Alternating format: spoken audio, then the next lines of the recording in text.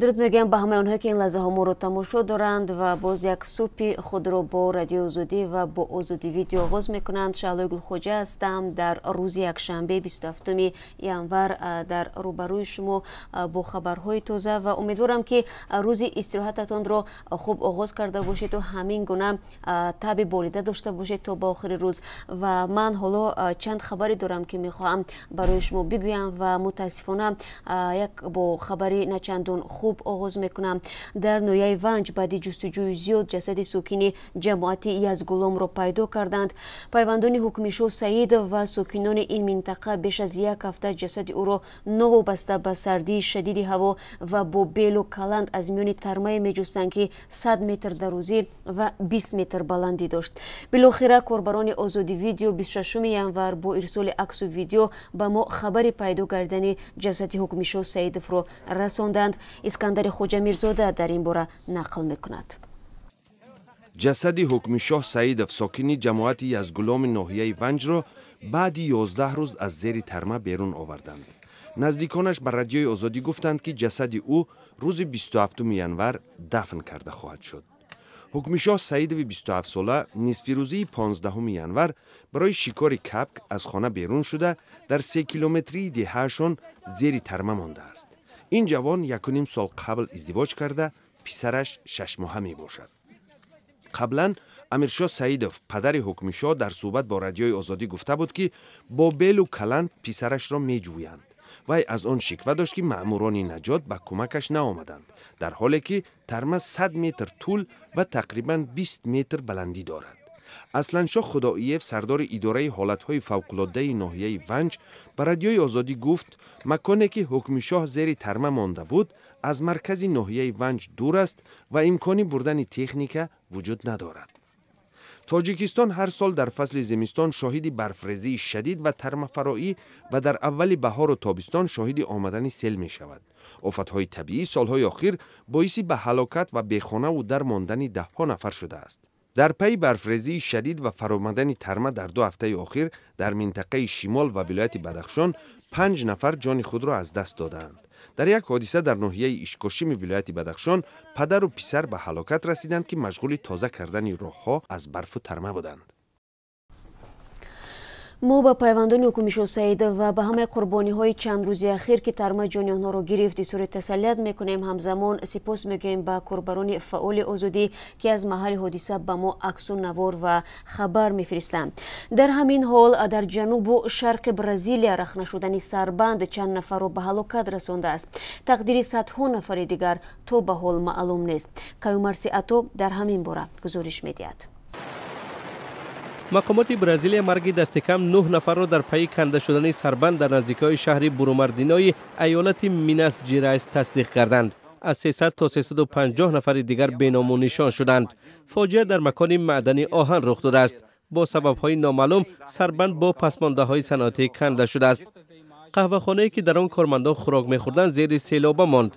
نجات بخشان 9 نفر را بیرون آوردند، اما 100 کوهکار دیگر در محاصره سیل ماندند. کان به شرکت ولی تعلق دارد. این شرکت روی خط همه کارمندانش را که تا به حال پیدا کرده نشدند ترتیب داده است. برای جستجوی کوکنها گروه‌های نجات بخش، پلیس و آتش نشانها سفربر شدند. همچنین در عملیات هواپیما و چرخبالها جلب گردیدند. پرزیدنت برزیل نیز به محل حادثه رفته است. навиди бомдодии 27 январ ро идома медиҳем. Як паноҳҷӯи туҷӣ ки дар ҳоли ҳозир аз он ном бурдан намешавад дар шаҳри олсберги вилояти норд райн вестфален дастгир шудааст. мақомоти олмон гуфтанд ки паноҳҷӯи туҷик бояд ба литва ихроҷ мешуд. амалиёти боздошти шаҳрванди 49 солаи тоҷикистон рӯзи 23 январ дар маҳалли зисташ сурат гирифта зоҳиран чанд соат идома кардааст. ҳолгер гларемин намояндаи полис ба расонаҳои олмон гуфтааст این مرد در دست کار داشت و خود را در خانه بندی کرده بود. مطبوعات آلمان اینچنین نوشت در جریان عملیات راههای اطراف و یک بخش مکتب محله موقتا بسته شد.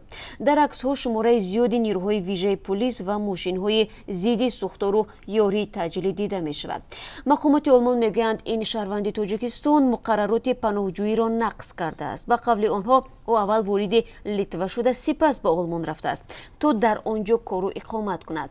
آنها میگویند بر اساس سازشنامه دوبلین پناهجوی تاجیک باید تا زمان دریافت سند پناهندگی در کشوری که بار اول توسط آن به خاک اروپا وارد شد میماند.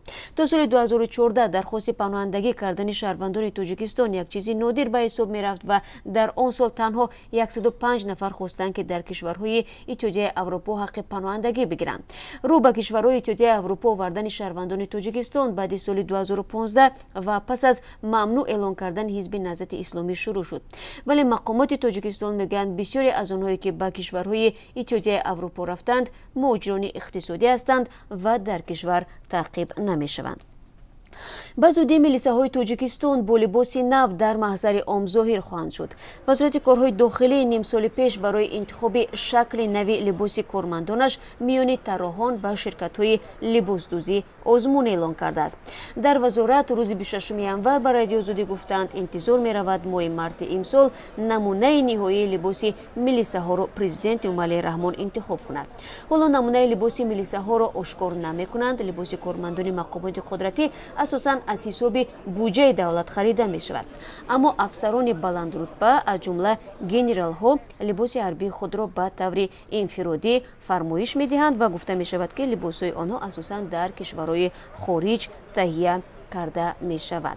خب با یک خبر دیگر هم داریم. یک مامور پلیس مسکو که از لطوکوب شدن ویدیو بلوگر تاجیک ساشا مسکو پیشگیری نکرده است از کار رانده شد. در این باره سردار شعبه چهارم ریاست کارهای داخلی مسکو روز 25 ینور در پاسخ به درخواست روسیه باز خبر داد. مقامات پلیس گفتند که تحقیق نقض قانون را آشکار کرد. آخر ماه نوامبر سال 2018 در شبکه‌های اجتماعی نواری نشر شد که در آن ویدیو بلوگر تاجیک ساشا مسکو ثبت شده است. جوان تاجیک در حضور مأمور پلیس برای ساشا مسکو چند شپوتی زده و او را به همجنسگرایی متهم میکند. در این نوار دیده می شود که ساشا مسکو به یکی از ماموران پلیس مراجعت کرده و از او کمک میخواهد ولی پلیس این حادثه را نادیده میگیرد. پس از نشر ویدیوی جنجال برانگیز لطوکوب در حضور کارمند پلیس مقامات قدرتی حتی عریضه جبریده را قبول نکردند و بعد از دخالت کمیته مساعدت شهروندی مسئله رنگ دیگر گرفت و ساشا مسکوی 23 ساله که از شهر دوشنبه است میگوید بل دلیل‌های امنیتی اسم واقعی و دیگر مشخصات خود را پنهان می‌دارد و باید گفت که او چند سال باز در پایتخت روسیه زندگی و تحصیل دارد و به همین خاطر تخلص مسکو را به خودش گرفته است. خب بینندگان عزیز این چند خبری بود که من خواستم برای شما در روز یک شنبه بگم. خبرهای بیشتر از این هم هست که شما میتونید به سایت ما بروید www.azadi.org و از اونجا بخونید و اگر خواستید نوارهای دیدنی را تماشا کنید و گزارش‌های جالب را ببینید پس رو بیارید به آزادی ویدیو کانال ما در یوتیوب که در اونجا ضمناً ما نوارهایی را که شما کاربران عزیز به ما طریق ایمو، واتساپ و وایبر میفرستید گذاشته ایم. تشکر برای همراهی و روز خوب داشته باشید. من شما رو روز دوشنبه با خبرهای تازه منتظر میشم.